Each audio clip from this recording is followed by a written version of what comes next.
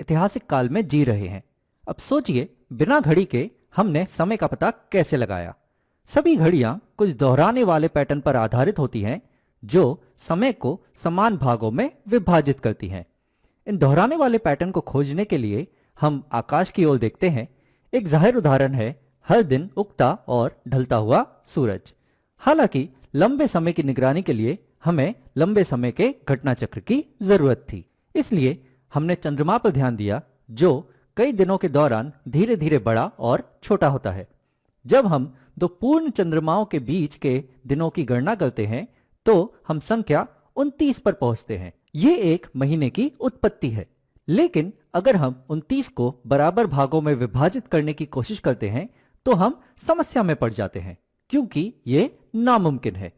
29 को बराबर भागों में विभाजित करने का एकमात्र तरीका यह है कि इसे एक एक की इकाइयों में तोड़ दिया जाए, क्योंकि 29 एक अभाज्य संख्या है। समझो कि यह अटूट है।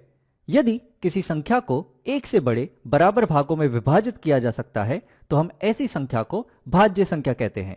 अब अगर हम जानना चाहें कि कितनी अभाज्य संख्याएं हैं और वे कितनी बड़ी हो सकती हैं, तो आइए सभी संख्याओं को दो हिस्सों में बांट देते हैं। हम अभाज्य संख्याओं को बाईं ओर रख देते हैं और भाज्य संख्याओं को दाईं ओर। वे यहां वहां बिखरे हुए दिखाई देते हैं। यहां कोई स्पष्ट पैटर्न नजर नहीं आता। तो चलिए बड़ी तस्वीर देखने के लिए एक आधुनिक तकनीक का उपयोग करते हैं। हम संख्याओं को उलम के स्पाइरल में लिखते हैं। पहले हम सभी संभावित संख्याओं को क्रम से एक बढ़ते हुए स्पाइरल में लिख देते हैं। फिर हम सभी अभाज्य संख्याओं को नीले रंग से दर्शा देते हैं। आखिर में हम हजारों लाखों संख्याएं देखने के लिए जूम आउट कर लेते हैं। ये अभाज्य संख्याओं का पैटर्न है जो बढ़ते ही रहता है।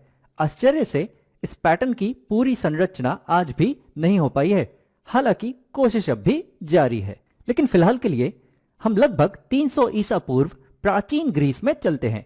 एलेक्जेंड्रिया का एक विद्वान यूक्लिड ये समझ गया था कि हर संख्या को इन दो अलग अलग श्रेणियों में विभाजित किया जा सकता है। उसने ये सोचा कि किसी भी संख्या को तब तक विभाजित किया जा सकता है जब तक आप सबसे छोटी बराबर संख्याओं के समूह तक नहीं पहुंच जाते।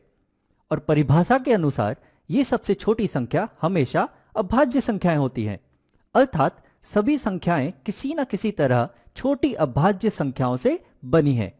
इसे समझने के लिए सभी संख्याओं की कल्पना कीजिए और अभाज्य संख्याओं को छोड़ दीजिए। अब किसी भी भाज्य संख्या को चुनिए और उसे तोड़ दीजिए, तो आपके पास हमेशा अभाज्य संख्या ही बचेगी।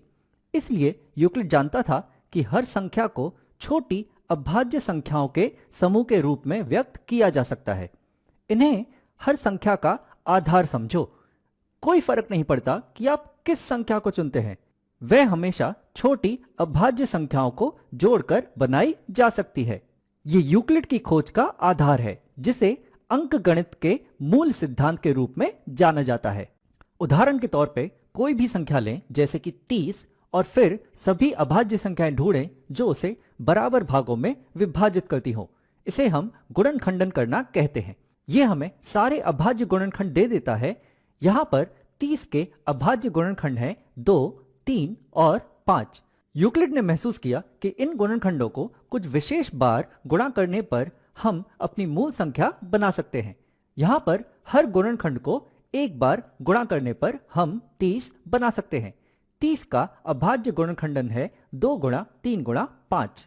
इसे एक बहुत ही विशेष चाबी के रूप में सोचें, क्योंकि इसके अलावा किसी भी अभाज्य संख्याओं के समूह को गुणा करके हम 30 नहीं बना सकते। इसलिए प्रत्येक संख्या का एक और सिर्फ एक अभाज्य गुणनखंडन होता है। एक अच्छी समानता के लिए प्रत्येक संख्या को एक अलग ताले के रूप में सोचें। प्रत्येक ताले की अद्वितीय चाबी उसका अभाज्य गुणनखंडन होगी। कोई भी दो तालों की समान चाबी नहीं होती।